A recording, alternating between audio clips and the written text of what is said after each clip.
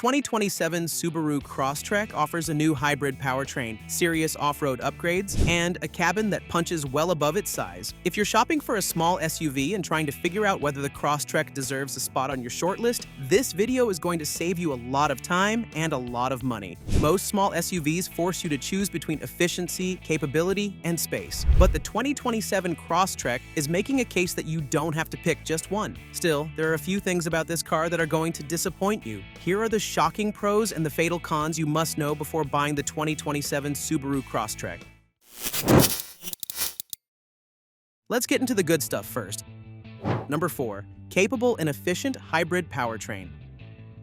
There's a question a lot of subcompact SUV buyers have been asking for years. Why does going green mean giving up performance? Most hybrid setups in this segment trade punch for efficiency, and the result is usually a car that feels underpowered the moment you need to merge onto a highway. Subaru was clearly paying attention to that complaint because the Crosstrek's new hybrid powertrain is not approaching the problem from the usual direction. Instead of bolting on a small battery and calling it a day, Subaru developed its own series parallel hybrid architecture, a system that switches between the electric motor, the gas engine, or both depending on conditions. The 2.5-liter Atkinson cycle flat-4 develops 162 horsepower on its own, but with 2 electric motors factored in, combined output rises to 194 horsepower, more than any other Crosstrek variant. For anyone keeping an eye on fuel costs, the EPA is rating the Crosstrek hybrid at 36 miles per gallon combined, which represents a 38% improvement over the standard gas model, with real-world highway testing returning 35 miles per gallon at 75 miles per hour. Therefore, what buyers are getting here is a powertrain that actually earns the hybrid badge instead of just wearing it. Strong numbers are one thing, but none of that matters if the system can't be trusted when conditions turn rough. And that brings us to something that sets this hybrid apart from virtually everything else in the segment.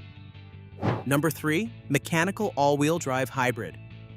Most hybrid SUVs achieve all-wheel drive electrically. A rear motor handles the back axle while the front wheels run off the gas engine. The two systems work independently, and that split-second lag in response is exactly when traction matters most. Anyone who's felt their all-wheel drive system hesitate on a slick on-ramp knows that lag isn't just inconvenient, it's a problem. The Crosstrek is not doing it that way. Subaru's symmetrical all-wheel drive keeps the drivetrain mechanically linked at all times, distributing torque to all 4 wheels simultaneously. On icy roads, loose gravel, or rain-soaked pavement, that mechanical connection is responding faster and more predictably than any electrically switched system can manage. The grip is there when the driver needs it, not a fraction of a second after. Better still, the hybrid model is retaining the same 8.7 inches of ground clearance as the gas-only Crosstrek. Therefore, this isn't a hybrid that traded its off-road credentials away for fuel economy. The all-wheel drive architecture stayed intact, and so did everything that makes a Subaru in bad weather. That mechanical all-wheel drive handles slippery pavement well, but what happens when the pavement disappears entirely? There's one trim that's pushing this Crosstrek's capability to a level most people in this class wouldn't believe possible. Number 2. Respectable off-road performance with wilderness.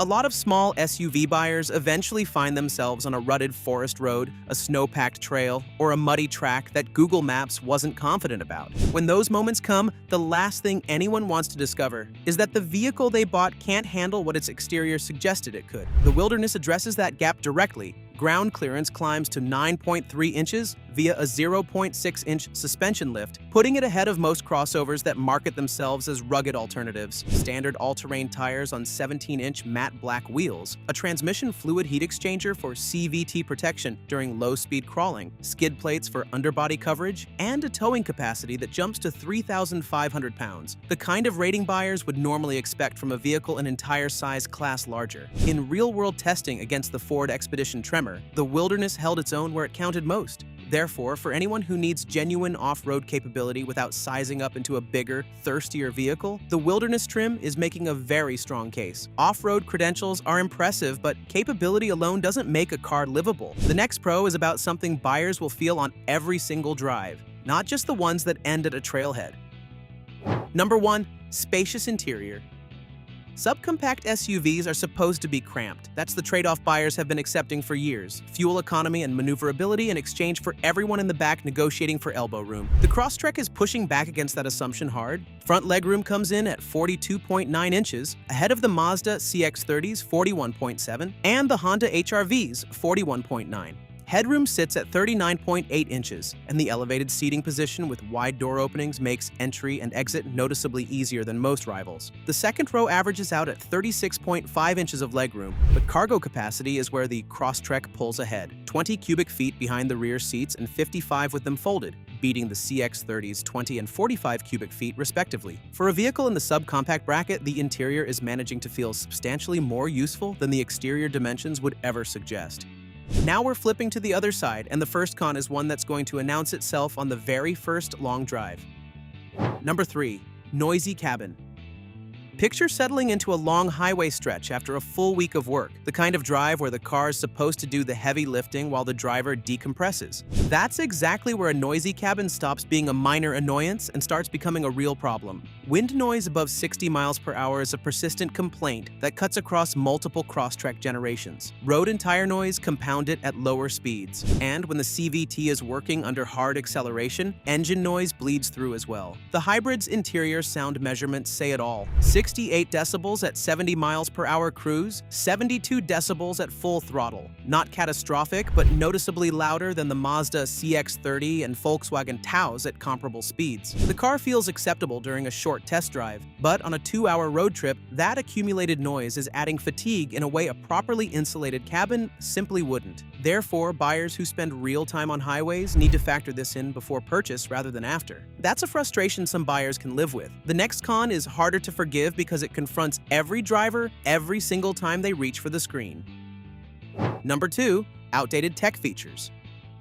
Think about reaching for the infotainment in a brand new car and the map loads slowly, the voice command misreads the destination, and the whole interface looks like it belongs in a vehicle from 5 years ago. At close to $35,000, that experience is a problem. The hardware is all there: 11.6-inch touchscreen, wireless CarPlay and Android Auto, USB-A and USB-C ports front and rear, wireless charging, but the software running it looks and feels a generation behind what rivals are offering. Response times lag under heavier use. Voice control draws consistent criticism for misdirecting navigation. And the EyeSight driver assistance system is triggering so many alerts that owners are reporting they've started ignoring them entirely. The Chevrolet Trax and Mazda's CX-30 are both running more current interfaces at comparable prices. Therefore, buyers prioritizing tech are going to feel the gap the moment they sit down. Outdated software is one thing, but the final con hits differently because it raises the question of whether this car is actually enjoyable to spend time in. Number 1.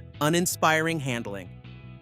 Anyone stepping out of a sport-tuned compact or a turbocharged hatchback and into the Crosstrek is going to feel the contrast immediately. They're not expecting a race car, but they are expecting connected steering, controlled corners, and a throttle that feels like it means something. What they're going to find instead is a chassis tuned almost entirely for compliance. Body roll is present in corners, steering feedback is minimal, and the CVT's characteristic rubber band delivery drains whatever urgency the engine is trying to generate. The Wilderness hits 60 in 8.3 seconds. The hybrid manages 7.7. That's quicker than the gas model, but still well off the pace of the turbocharged CX-30's 5.8 seconds. The Crosstrek isn't trying to be that car, and that's a fair point. But buyers arriving from anything with genuine driving character are going to feel the gap, and the Crosstrek isn't planning on closing it. The 2027 Subaru Crosstrek rewards buyers who know exactly what they're asking it to do. A capable hybrid powertrain, mechanically driven all-wheel drive, wilderness trim off-road credentials that embarrass most of the competition, and a cabin that fits more than its footprint suggests. Those are real strengths for the right buyer. But the noisy highway cabin, aging software, and handling that drains every drop of driving enthusiasm out of the experience are problems that aren't going away. If highway comfort, modern tech, or driving feel rank anywhere near the top of your list, the Crosstrek is going to leave you wanting more. And at this price, that's not a position any buyer should find themselves in. Altogether, the 2027 Subaru Crosstrek is capable of both impressing and disappointing you, depending on your preferences. Therefore, make sure to check out the competition to find out what really suits you, starting from the Kia Seltos, which you can check out in our next video. It's practical and well built, but you may not like Kia's approach to performance.